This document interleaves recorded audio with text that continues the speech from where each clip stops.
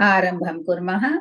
रामो राजमणिः सदा विजयते, रामं रमेशं भजे, रामेणाभिहता निशाचरचमूः, रामाय तस्मै नमः। रामान्नास्ति परायणं परतरं, रामस्य दासोऽस्म्यहम्। रामे चित्तलयः सदा भवतु मे, भो राम मामुद्धर। प्रपन्नपारिजाताय स्तोत्रवेत्रैकपाणये, ज्ञानमुद्राय कृष्णाय गीतामृतदुहे नमः। वसुदेवसुतं देवं कंसचाणूरमर्दनं, देवकी परमानन्दं कृष्णं वन्दे जगद्गुरुम्। नमः सर्वेभ्यः. Welcome to one and all for today's chanting session. Let's start with the shloka number 13.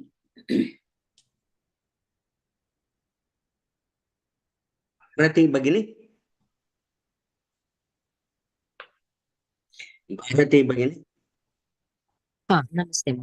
चातुर्वर्ण्यं मया सृष्टं, चातुर्वर्ण्यं मया सृष्टं. फर्स्ट पाद चा दीर्घ, तु ह्रस्व, र half, व ह्रस्व, वर र again another two ras half ras are there, न half, yam ह्रस्व, maya makara only, maya maya ma ह्रस्व, या दीर्घ, सृष्टं सृ ह्रस्व, षण्मुख श half, ta tam is end of the pada, we have to keep that one. So ह्रस्व, गुणकर्म विभागशः, गुणकर्म विभागशः. If you want after the gunakarma you can put a comma, but you have to tell one word it is. गुणकर्म विभागशः. गु ह्रस्व, न ह्रस्व, क ह्रस्व, र half, म ह्रस्व, vi ह्रस्व, भा दीर्घ महाप्राण second bha, ga is ह्रस्व, sha a shankara sha ह्रस्व, and end of the pada or line you have two dots or visarga, we have to pronounce it. Coming to the second line, third pada, tasya kartaramapi mam, mapi mam together, tasya kartaramapi mam, tasya ta ह्रस्व, sa half, ya ह्रस्व, kartara ka ह्रस्व, ra half, ta dirgha, ramapi all are ह्रस्व, mam dirgha but makara only. Vidhyakar fourth pada, vidhyakartaram avyayam, vidhyakartaram avyayam. If you want after kartara you can put a comma. With mam, vidya vi ह्रस्व, dha to the small dha as well as big dha, so it is mahaprana ह्रस्व, and ya is also there ह्रस्व, kartaram avyayam, ka ह्रस्व, ra half, ta dirgha, ra ma both are ह्रस्व, va is half, ya ह्रस्व, another ya ह्रस्व, and last ma is halant ma or half. चातुर्वर्ण्यं मया सृष्टं, चातुर्वर्ण्यं मया सृष्टं, चातुर्वर्ण्यं मया सृष्टं, शृणु सृष्टं, सृष्टं, चातुर्वर्ण्यं मया सृष्टं, गुणकर्म विभागशः, गुणकर्म विभागशः, गुणकर्म विभागशः, तस्य कर्तारमपि माम्, तस्य कर्तारमपि माम्, तस्य कर्तारमपि माम्, विद्यकर्तारमव्ययम्, विद्यकर्तारमव्ययम्. भगिनी ध is महाप्राण, विद्यकर्तारमव्ययम्, विद्यकर्तारमव्ययम्. उत्तमं भगिनी.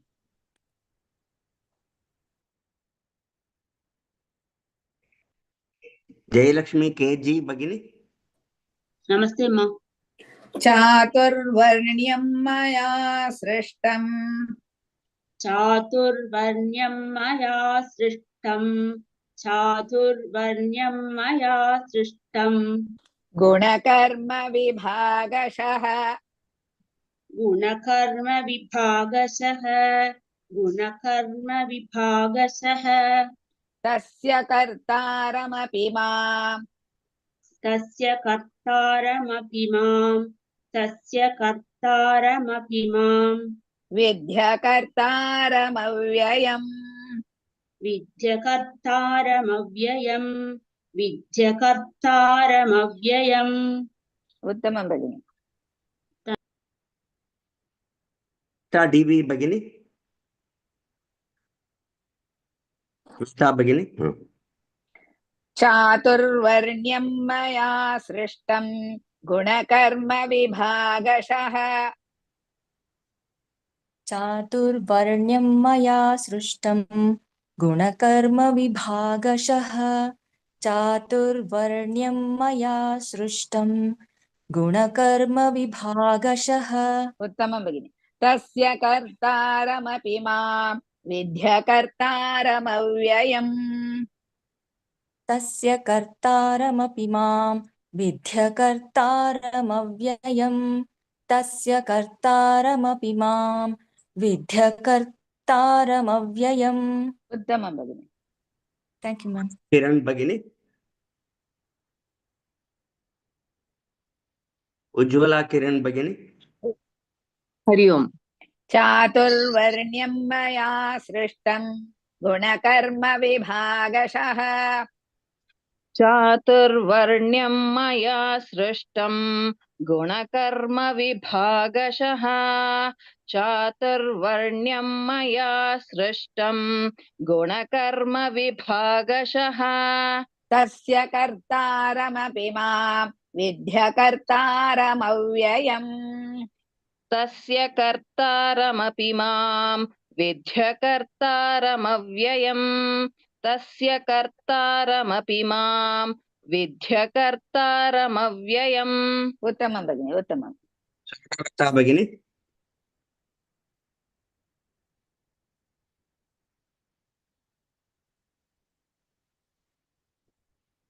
शांता चातुर्वर्ण्यं मया श्वेता भगिनी सृष्टं गुणकर्म विभागशः तस्य कर्तारमपि मां विद्यकर्तारमव्ययम् श्वेता भगिनी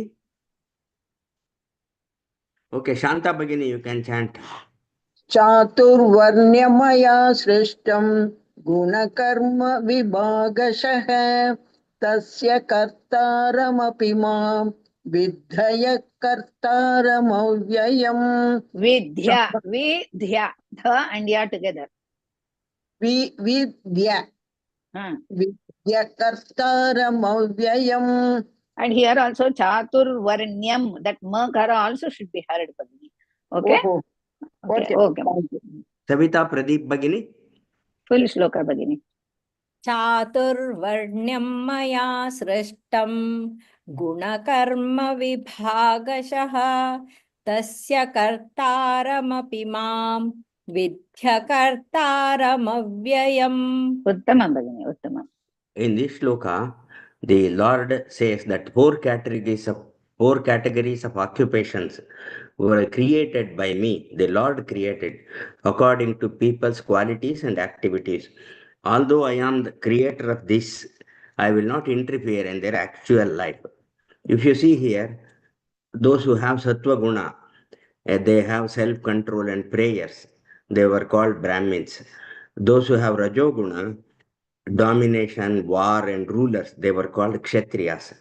Those who have Rajo plus Tamo Guna, business and commerce, they are called Vaishyas.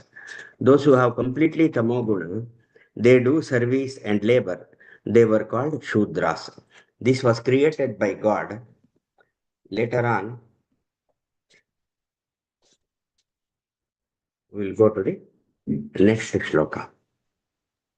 We'll move on to the next one shloka number 14 Kalyani Rajan Bhagini. नमस्ते महोदय नमां कर्माणि लिम्पन्ति नमां कर्माणि लिम्पन्ति न to remove the makara from mam next letter is ka so fifth letter of ka varga is ka kha gha gha nya so namang karmani limpanti namang karmani limpanti namang together na hrisva ma dirgha कर्माणि क ह्रस्व र half मा दीर्घ नि ह्रस्व लिम्पन्ति lim you should say ma pa pa ba ba ma so the z that lim should come li is hraswa half ma pa again hraswa now na because next letter is tha limpanti half na and thi. Next coming to the second pada name karma phale spruha na and me together name na hraswa me dirgha karma phale spruha no phale don't say pha pha no pha in Sanskrit karma ka is hraswa ra is half ma is hraswa pha mahaprana hraswa le dirgha spruha spruha is sa is half then pa then ru that is samyukta akshara of pa and ru together all are hraswa ha dirgha. Next coming to the second line third pada iti mam yobhijanati iti mam yobhijanati. Now to remove the makara from after ma mam, now next letter is ya ra la and va as well as na also the same letter you are going to use. So iti sorry ra is not there iti mai yobhijanati iti mai. So iti both the aksharas are hraswa mai it is dirgha yo there is an s mark you can drag little yo bhijanati bhi mahaprana hraswa jana though both the aksharas are dirgha ti hraswa janati don't say janati. Coming to the last pada karma bhirna sabadhyate na and sa together karma ka hraswa ra half ma hraswa again bhi mahaprana hraswa ra half na hraswa sa na sa together karma bhirna sabadhyate ba hraswa dhya dha is half that is big dha and ya so mahaprana that is dhya te dirgha. So let us start by namang karmani limpanti. Namam karmani Mam is not there. Just now I told you. Namang karmani limpanti. Namang karmani limpanti. Uttamam. Na me karma phale spruha. Na me karma phale spruha. Na me karma phale spruha. Ha mahaprana phale spruha. Na me karma phale spruha. Ha iti mayobhijanati. Iti mayobhijanati. Iti mayobhijanati. Karma bhirna sabadhyate. Karma bhirna sabadhyate. Don't stress. Second dhya. Bhadyate don't say. Karma bhirna sabadhyate. Karma bhirna sabadhyate. Karma bhirna sabadhyate. Uttamam. Practice, you will get it again. Kavya begini. Kavya. Yes, madam. Namang karmani limpanti. Namang karmani limpanti. Namang karmani limpanti. Name karma phale spruha. Name karma phale spruha. Name karma phale spruha. Uttamam bagini. Iti mayobhijanati. Ayobhijanati. Iti mayobhijanati. Karma bhirna sabadhyate. Karma bhirna sabadhyate. Karma bhirna sabadhyate. Once more. Karma bhirna Karma bhirna sabadhyate. Once more. कर्म बध्यते Practice, you will get it again. Okay. Parvati Bhagini.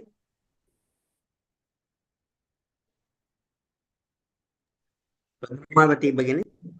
हा महोदय। नामां कर्माणि लिम्पन्ति न मे कर्म फले स्पृहा नमां कर्माणि लिम्पन्ति न मे कर्म फले स्पृहा फले नमां स्पृहा फ महाप्राण बले स्पृहा बले नो नमां फले फला फले नमां कर्माणि लिम्पन्ति न मे कर्म फले स्पृहा इति मायोभिजानाति कर्मभिर्न स बध्यते इति मायोभिजानाति कर्मभिर्न स बध्यते इति मायोभिजानाति कर्मभिर्न स बध्यते। उत्तमं भगिनि। Pallavi Ganesh Bhagini. Yes, Modi. नमां कर्माणि लिम्पन्ति न मे कर्म फले स्पृहा नमां कर्माणि लिम्पन्ति न मे कर्म फले स्पृहा नमां कर्माणि लिम्पन्ति न मे कर्म फले स्पृहा। उत्तमम्। इति मायोभिजानाति कर्मभिर्न स बध्यते इति मायोभिजानाति कर्मभिर्न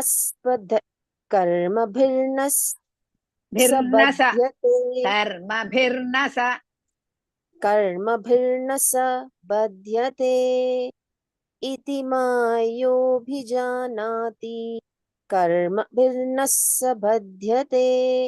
उत्तमं। Practice, you will get it. Deepa Bhagini. नमस्ते गुरु।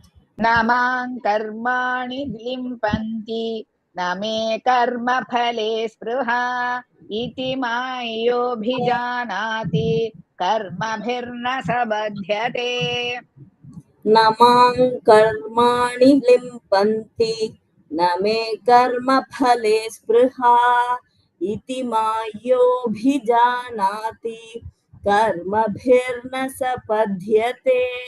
उत्तमं भगिनि। Srinitya Ganesh Bhagini. फुल श्लोक भगिनि। नमां कर्माणि लिम्पन्ति न मे कर्म फले स्पृहा इति मायोभिजानाति कर्मभिर्न स बध्यते। उत्तमं भगिनि, उत्तमम्। This shloka, Lord says, the four characters he has created, that is the action of people, they do not taint me, nor I have desire for the fruit of their action. If they do their work, it is good. If they don't do their work, it is their karma. The person who understands me very well, follows me, is not bound by any karma. If they do not do, if a Brahmin goes and do any bad thing, he will get his own karma. That's what Lord says. We go to the next shloka. We'll move on to the next one. Shloka number 60. NV Geeta Bhagini. Yes, Mahodaya. Kim karma kima karmeti. Kim karma kima karmeti. Now to remove the makara from kim. Now next letter is ka. So fifth letter of ka varga is. Bahini, yeah, next one you have not taken. Evam Nyatva. Oh, sorry. Fifth, sorry.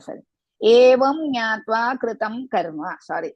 Evam Nyatva kritam karma. Evam. To remove the makara, next letter is nya. So we have to put the, save the cha cha ja ja nya, that is. So evam Nyatva kritam karma. Now to remove the makara from kritam, next letter is ka. So as a result, ka ka ga ga na.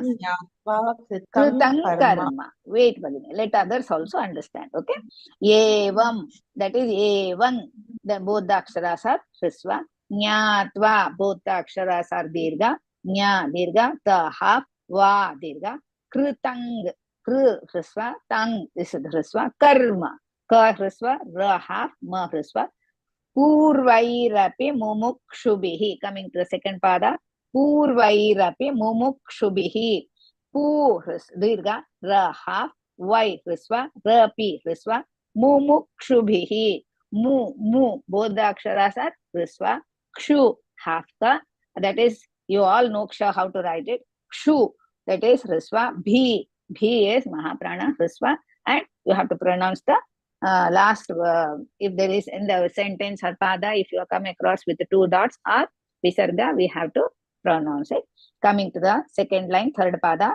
Kuru karmaiva tasmat tvam. Kuru karmaiva tasmat tvam. Tasmat tvam together.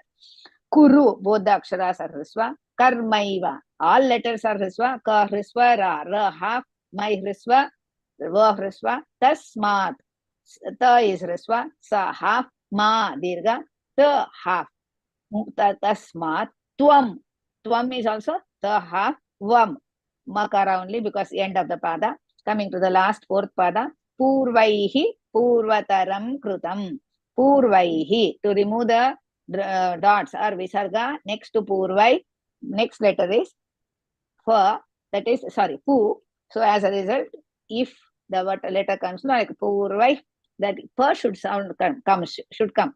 Purvai, Purvataram. Now to remove the makara from Purvataram, next letter is again Ka.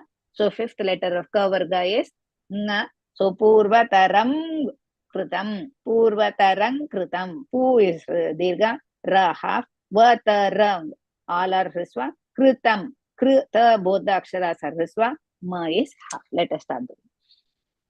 Sorry for the confusion.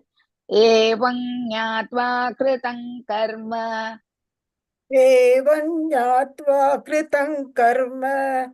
Evam nyatva kritam karma. Uttamam. Purvairapi mumukshubhihi. Purvairapi mumukshubhihi. Purvairapi mumukshubhihi. Kuru karmaiva tasmatvam. Kuru karmaiva tasmatvam. Kuru karmaiva tasmatvam. Purvaih purvatarang kritam. Purvaih purvatarang kritam. Purvaih purvatarang kritam. Uttamam Bhagini, Uttamam. Nagalakshmi B Bhagini. Yes, Bhagini. Evam nyatva kritam karma. Evam nyatva kritam karma. Evam nyatva kritam karma. Purvairapi mumukshubhihi. Purvairapi mumukshubhihi. Purvairapi mumukshubhihi. Kuru karmaiva tasmatvam. Kuru karmaiva tasmatvam. Kuru karmaiva tasmatvam. Purvaih purvataram kritam. Purvaih purvatarang kritam. Purvaih purvatarang kritam. और महेश्वरी Bhagini Mahodaya. Namaste. Evam nyatva kritam karma. Purvairapi mumukshubhihi. Evam nyatva kritam karma. Purvairapi mumukshubhihi. Evam nyatva kritam karma. Purvairapi mumukshubhihi. Uttama Mahodaya. Kuru karmaiva tasmatvam. Purvaih purvatarang kritam. Kuru karmaiva tasmatvam. Purvaih purvatarang kritam. Kuru karmaiva tasmatvam. Purvaih purvatarang kritam. Uttama Mahodaya. Suresh Kumar Mahodaya. Yes, ma'am.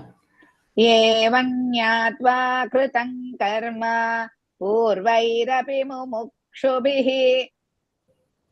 एवं ज्ञात्वा कृतं कर्म पूर्वैरपि मुमुक्षुभिः एवं ज्ञात्वा कृतं कर्म पूर्वैरपि मुमुक्षुभिः। उत्तमं महोदय। कुरु कर्मैव तस्मात् त्वं पूर्वैः पूर्वतरं कृतम् कुरु कर्मैव तस्मात् त्वं पूर्वैः पूर्वतरं कृतम् कुरु कर्मैव तस्मात् त्वं पूर्वैः पूर्वतरं कृतम्। उत्तमं महोदय, उत्तमं। Thank you. स्वती रामकृष्णन् भगिनी।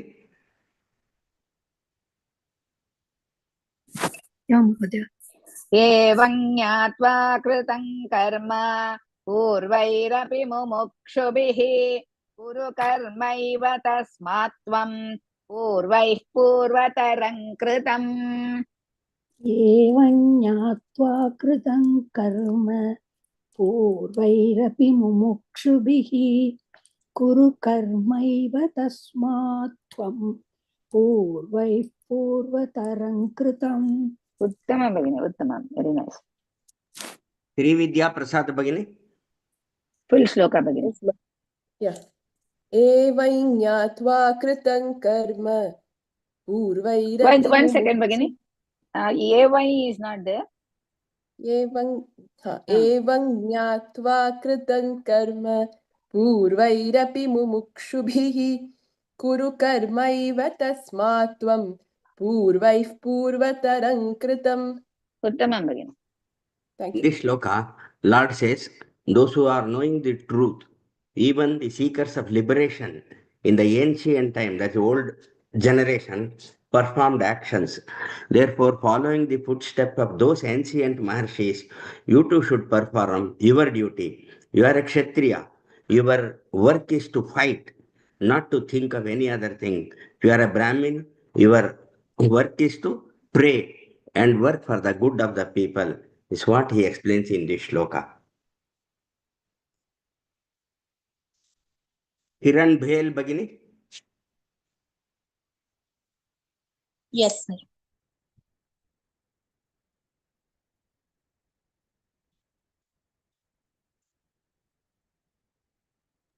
You're on mute, ma'am. Kim karma kima karmeti. Kim, to remove the makara, first pada. Next letter is ka. So as a result, fifth letter of ka varga is ka, kha, gha, gha, nga. So king karma kima karmeti. King, that is hrisva, karma, again ka hrisva, raha, ma, hrisva, kima karmeti. Kima, both the aksharas are hrisva, ka, hrisva, raha, me, dirgha, ti.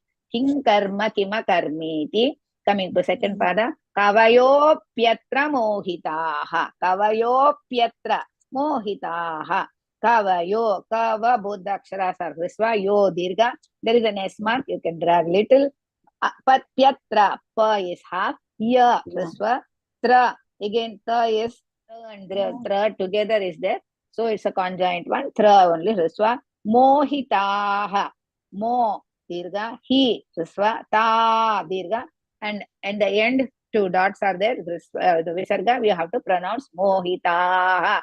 Coming to the second line, third pada, tatte karma pravakshyami. In between tatte karma, but that is pa karma and pravakshyami. Add one ditvam. That means take the pa immediately. Tatte karma pravakshyami. Tatte. There are three the tathas, but the second tha, first tha is risva, second tha is dirgha. But one more is my this, you have to stress a little. Tha is there, one more. Karma, both the aksharas are hrisva, but in between there is half ra. Pravakshyami. Pra, pa and ra, va. That is pra, pa and ra are together conjoined. Hrisva, va, hrisva. Ksha, you know ksha, how to write. Ksha half and ya, dirgha, mi, hrisva. Coming to the last pada. Now notice here. Yajñatva, most of them they say, but yajñatva, yajñatva. See, look at that. looking at the first go, we also said that yajñatva. But after that, we realize that it is yajñatva. Ya husva, ja half, nya dirgha, tva is half, and va dirgha. Yajñatva. I repeat, yajñatva. Mokshase shubhat. Mo dirgha. Ksha, again I told you how to write that one. Ksha half, ya hasva, se dirgha. There is an S mark.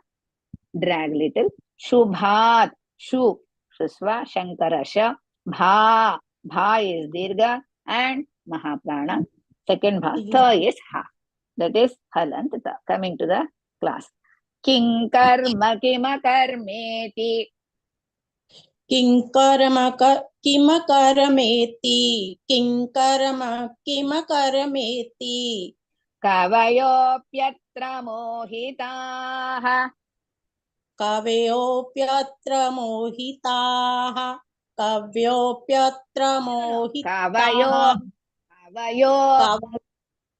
कवयोऽप्यत्र मोहिताः ते कर्म प्रवक्ष्यामि. तत्ते कर्म प्रवक्ष्यामि यज्ञात्वा मोक्ष्यसे शुभात्. यज्ञात्वा मोक्षसे शुभात् उत्तमं भगिनि. Natarajan Bhagini. Natarajan Bhagini.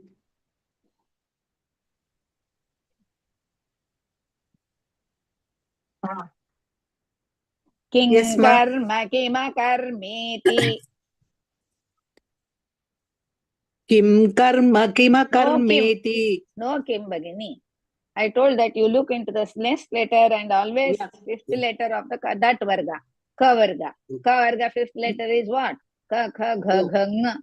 So king karma kima karmeti. किं कर्म किम कर्मेति. किं कर्म किम कर्मेति. No di ti. First ta. किं कर्म किम कर्मेति. Kavayopyatra mohitaah. कवयोऽप्यत्र मोहिताः. कवयोऽप्यत्र मोहिताः. ते कर्म प्रवक्ष्यामि. तत्ते कर्म प्रवक्ष्यामि. No karma and pravakshami. Tatte karma. Pa to be taken immediately. Okay. Tatte karma pravakshami. Pravakshami. Pravakshami. Pravakshami. Once more. Tatte karma pravakshami. Tatte karma pravakshami. Pa to be taken immediately. Tatte karma pravakshami. Practice beginning. Yajñatva mokshase shubhat. Yajñatva mokshyase shubhat. Yajñatva, you know, there is one more ja is there, Bhagini. Yajñatva. Yajñatva mokshyase shubhat. You have to practice that. Yajñatva. Yajñatva. Yaj. First you pronounce yaj, then ñatva. Together. Yajñatva. Once more. Yajñatva. Join it. Yajñatva mokshase shubhat. Practice, you will get it. Yeah. Thank you. Padma Bhagini. Padma K Bhagini. Namaste, madam. King karma kima karmeti. Kavayopyatra mohitaah. King karma kima karmeti. Kavayopyatra mohitaah. Kim karma kima karmeti. No King karma. Yes, madam. King karma kima karmeti. Kavayopyatra mohitaah. तत्ते किं- कर्म प्रवक्ष्यामि यज्ञात्वा मोक्ष्यसे शुभात् तत्ते कर्म No, प्रवक्ष्यामि तत्ते कर्म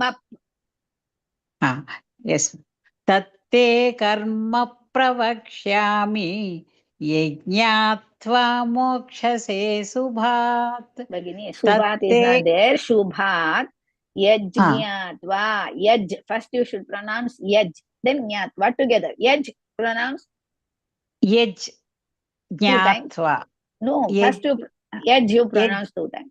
यज् यज् Then jnatva. ज्ञात्वा ज्ञात्वा Yajñatva. यज्ञात्वा Not yajna. यज् Yajñatva. यस् यज्ञ Yajñatva. Yajñatva. यज् ज्ञात्वा यज् Uttamam. ज्ञात्वा Ah. यज् ज्ञात्वा यज् ज्ञात्वा Yes. Uttamam Bhagini. N Padma Bhagini.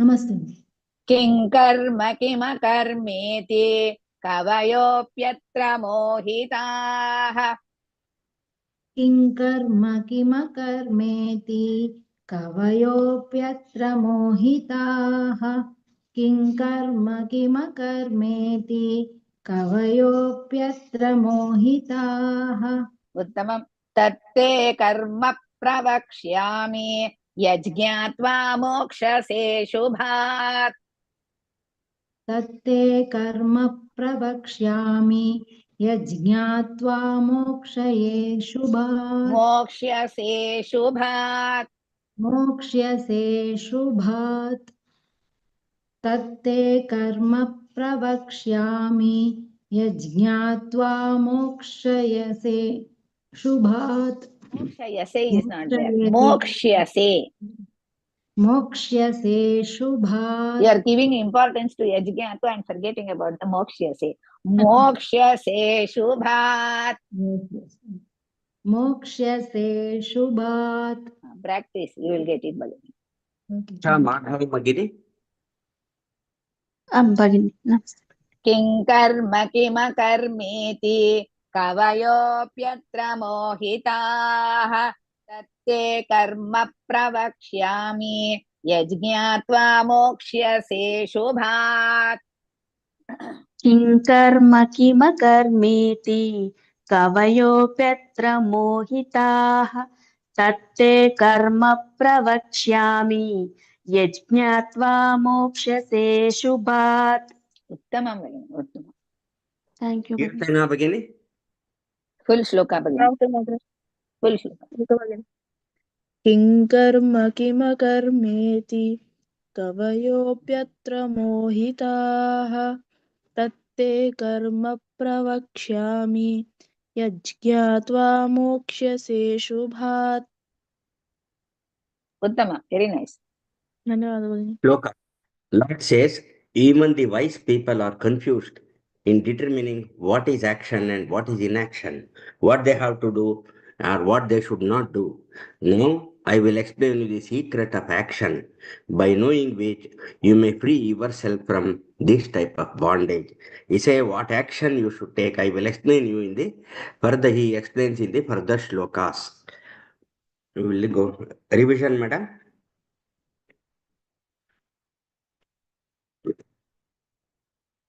Ananta Lakshmi Bhagini. Yes, Mahodaya. First one, 13. चातुर्वर्ण्यं मया सृष्टं गुणकर्म विभागशः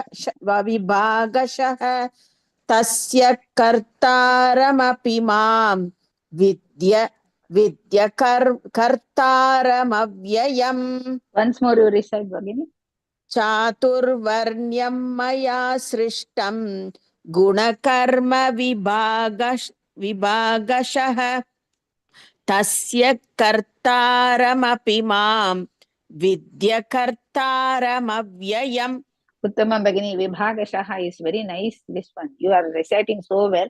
Vibhagashaha, there is nothing, no twisting words at all. Tongue twisting word is not there. So learn that. Otherwise, very Okay. nice. Uttamam. Coming to Oh, shloka Joshi number Bhagini. 14. Renu Namaste, Joshi. Guruji. न मां कर्माणि लिम्पन्ति न मे कर्मफले स्पृहा इति मायोऽभिजानाति कर्मभिर्न स बध्यते. Uttamam Bhagini. Very nice. Thank you. Let's move on to the next one. Shloka number Kulkarni 15. Bhagini. महोदय एवं ज्ञात्वा कृतं कर्म पूर्वैरपि मुमुक्षुभिः कुरु कर्मैव तस्मात् त्वं पूर्वैः पूर्वतरं कृतम्. Uttamam Bhagini. Very nice. Let's move on to the next one. Purviraja Shloka number Bhagini. Yes, Guruji. Shloka number 16 Bhagini. किं कर्म किमकर्मेति कवयोऽप्यत्र मोहिताः तत्ते कर्म प्रवक्ष्यामि यज्ञात्वा मोक्ष्यसे शुभात्. Uttamam Bhagini. Let me go continue 5 the minutes class are because there. 5 You will minutes want are to. there. Let us take the next shloka 17. Karmano hyapi bodhavyam. Karma, most of us we make a mistake by stressing bho mahaprana, but dha is the mahaprana.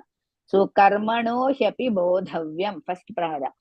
Karmano, ka is hrisva, ra half, ma hrisva, no dirgha, hyapi, ha, and ya together, hrisva and pi, hrisva, bo dirgha, but is not mahaprana. Dha, next dha, small dha and big dha, mahaprana, but hrisva, bodhavyam, va is half, yam, yeah, that is hrisva, makara only, don't take the anunasika rule there. Coming to the second pada, bodhavyam cha vikarmanaha. Now here we have to remove the makara. Bodhavyam cha. Now vyam, to remove the makara, next letter is cha. So cha, fifth letter of cha varga is cha, cha, jha, jha, nya. So bodhavyam cha vikarmanaha. Bo dirgha, dha again mahaprana, vyam half va and yam bodhavyam. That is vyam will go and it will become vyang. Then cha hrisva and vikarmanaha. Vi ka both are hrisva, ra half, ma na again hrisva, and end of the pada. If you come across two dots, you have to pronounce it vikarmanaha. Coming to the second line, third pada, akarmanascha bodhavyam. Akarmanascha bodhavyam. All are hrisva. Only half ra is there. Ka hrisva, ra is half, ma na both are hrisva. Again sha, shankara sha followed by cha. Yeah, hrisva, bodhavyam. Bodhavyam explained again. That is already explained that bo is dirgha, dha is half, mahaprana, two dhas are there, and vyam, va half, and yam dirgha. Sorry, hrisva. Gahana karmano gatihi. Last pada. Gahana karmano gatihi. Gahana, na is the word which is dirgha. Gaha, both are hrisva. Karmano. Again, ka hrisva, ra half, ma hrisva, no dirgha. Gatihi. Gatihi, both aksharas are hrisva, but end you have a visarga. Let's start. Murali Krishna Bhagini. Yes, Vijay. Karmano hyapi bodhavyam. कर्मणो ह्यपि बोद्धव्यम्. कर्मणो ह्यपि बोद्धव्यम्. Bodhavyam cha vikarmanah. बोद्धव्यं च विकर्मणः. बोद्धव्यं च विकर्मणः. Uttama Bhagini. Akarmanascha bodhavyam. अकर्मणश्च बोद्धव्यम्. अकर्मणश्च बोद्धव्यम्. Gahana karmano gatihi. गहना कर्मणो गतिः. गहना कर्मणो गतिः. Uttama. Bhagini. Thank you. Sarala Bhagini. Yes, Bhagini. Karmano hyapi bodhavyam. कर्मणो ह्यपि बोद्धव्यम् कर्मणो ह्यपि बोद्धव्यम् बोधव्यं च विपकर्मणः बोद्धव्यं च विकर्मणः बोद्धव्यं च विकर्मणः अकर्मणश्च बोधव्यम् अकर्मणश्च बोद्धव्यम् अकर्मणश्च बोद्धव्यम् गहना कर्मणो गतिः गहना कर्मणो गतिः गहना कर्मणो गतिः उत्तमं भगिनि धन्यवादः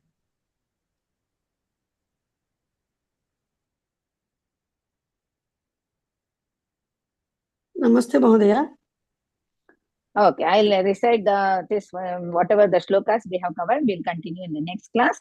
Chaturvarnyam maya srishtam gunakarma vibhagashah tasya kartaramapi ma vidhya kartaramavyayam namang karmani limpanti name karma phale spruha iti mayobhijanati कर्मभिर्न स बध्यते एवं ज्ञात्वा कृतं कर्म पूर्वैरपि मुमुक्षुभिः कुरु कर्मैव तस्मात् त्वं पूर्वैः पूर्वतरं कृतं किं कर्म किमकर्मेति कवयोऽप्यत्र मोहिताः तत्ते कर्म प्रवक्ष्यामि यज्ञात्वा मोक्ष्यसे शुभात् कर्मणो ह्यपि बोधव्यं च विकर्मणः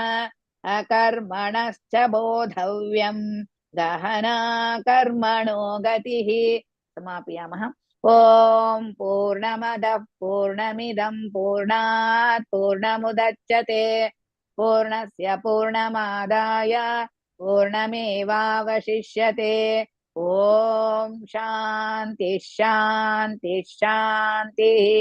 धन्यवादः सर्वेभ्यः। पुनर्मिलामः।